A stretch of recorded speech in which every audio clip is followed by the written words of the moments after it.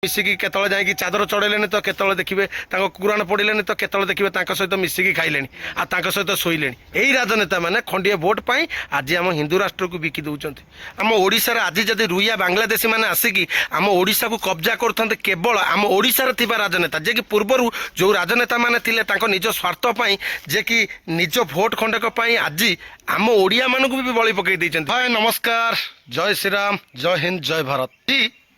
आपन को गोटे बहुत भल टॉपिक रे मु आपन सहित कथा होगा जाऊँगी आ जो टॉपिक वर्तमान पाई आपन देखिपे आम भाई भौणी मानक ऊपर आजिकल जो अत्याचार होची बांग्लादेश रे आम हिंदू मंदिर को पोड़ा जाऊँगी आम हिंदू देवादेवी को पोड़ी दि जाऊँगी जो आम हिंदू भाई भौणी को माने रक्ताक्त करके मारी दि जाऊँगी आज से टॉपिक ऊपर मु आपन को कथा कहू आई और से टॉपिक ऊपर मो मनरू जहाँ कहि आपन को भल लगिले मो वीडियो रे आपन गोटे लाइक कमेंट और शेयर टिके करदेवे। आज जो भारत को आमर रुइया बांग्लादेश माने कब्जा करछन्ती एथिपाई आमर जो पूर्वतन सब राजनेता माने थिले आज ये जो रुइया बांग्लादेशी मानक आज आम भारत प्रवेश करैकी आज मु देखुची आज जो रुइया बांग्लादेशी माने आम भारत रे अनुप्रवेश करके आज जो भारत रे आमको कब्जा करके रखिके आमको ये जो हिंदू मानक ऊपर माने अत्याचार करूछन्ती ये अत्याचार कारण होउची केवल आमर जो पूर्वर जो राजनेता माने थिले जो राजनेता माने आज खंडे खंडे भोट पाई जो आज से माने तांकु एठी प्रवेश करई एठी तांकु माने आश्रय देई आज आम हिंदुस्तान आम भारत को आज से माने कब्जा करिया बसचंती राजनेता माने ही दायी कारण से माने तांकु आश्रय देइचंती आज देखो सोच मु गोटे सपोर्ट गोटे कथा कहूँ आज जो बांग्लादेश रे आज आम मंदिर भंगा जाऊँगी हिंदू देवादेवी की पोड़ा जाऊँगी आम हिंदू मान आज जो मारी दि जाऊँगी आम हिंदी लोक मान जो मारी दि जाऊँगी आज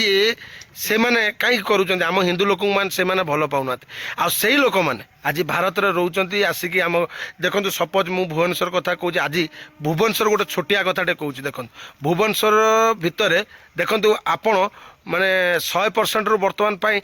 45% पाखापाखि देखिए रुइया बांग्लादेशी मैंने आसिक एठी कब्जा करके रहीकि आम माँ भौणी को माने जोर जबरदस्ती बाहर एठी रहीकि आश्रय कौ मैंने दौरान यही आम राजनेता मैंने जो मैंने पूर्वर खंड खंडे भोट पाई देखिए से कौन करेंगे ना सहित मिसिकी केतल जाकि चादर चढ़ेले तो केतल देखिए कुराण पड़े तो केतल देखिए सहित मिसिकी खाइले सहित शोले यही राजनेता मैंने खंडे भोट पाई आज आम हिंदू राष्ट्र को बिकी दौरान आम हिंदू तो को आज माने बलि पकई दौरान यही राजनेता माने